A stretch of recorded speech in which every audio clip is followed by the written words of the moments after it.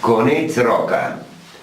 Менше у зимі роботи, мож спочити без клопоти, лем се не про руснака, фурт робити в нього дяка, хоч дрова вже поколов, щось чинити все найшов.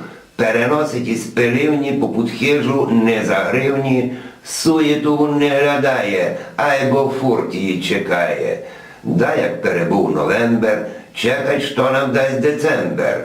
Конець рока, ту децембер. І мадяри кажуть ембер, не подуркав нам прийшов, в краю суєту найшов.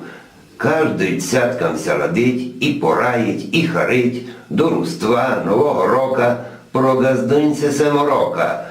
Ту на носі гостини, проста челядь і пана, кличуть їй зушка у гості, чохавуться і в корості, би сада що не забило. Сі-сі-сятки та і шило дзьобавуть нас непрестанно, най буде в шутко поранно. Суєта така весела, тормосить у шутки села. Лем децембер фіглювати знає і не дасть нам спати. Каже, ви не медвіді, спати мож вонь по суді.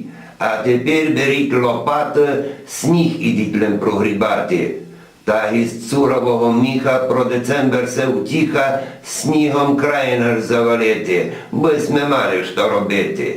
Тягне газда вон діти, бо двором далося йти. Старий лає, діти плачуть, а в децембра в очі скачуть, так сміється вонь паде.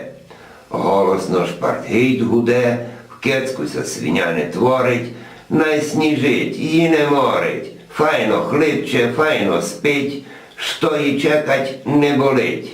Генте ж через пару дну зайде в кецок днювну, вутягне на мотузкові, шударі будуть людкові. І пекниці, і гурки, майміріші се думки.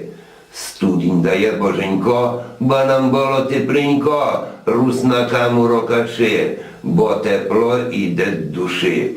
Яно другого обгріли, слово теплоє повіли, бо без буйки і без вади в краю жилося усяде. Суєта у кінці рока, радость це, а не морока. Будемеся веселити, їсти, пити і любити.